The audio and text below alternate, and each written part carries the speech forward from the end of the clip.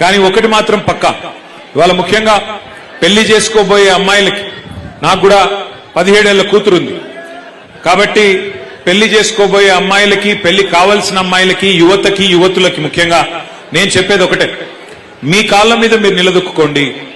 ఆర్థికంగా మీరు ఇండిపెండెంట్ గా ఉంటే, ఫైనాన్షియల్ గా ఇండిపెండెంట్ గా ఉంటే తప్పకుండా సమాజంలో గుర్తింపు, గౌరవం అన్ని కూడా ఆటోమేటిక్ గా వస్తాయి.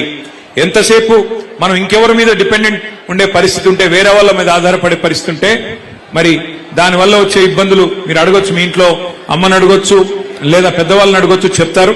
కానీ ఆర్థికంగా తమ కాళ్ళ మీద తాము నిలబడ్డ తర్వాతనే, ఒక ఉద్యోగం సంపాదించిన తర్వాత గాని, ఒక పరిశ్రమ పెట్టినాక గాని, లేదా మీ అంతట మీరుగా మీ కుటుంబానికి చేదోడు వాదోడుగా నిలిచే పరిస్థితి వచ్చేదాకా తొందరపడి పెళ్లిళ్ళు చేసుకోవద్దనేది నా మాట.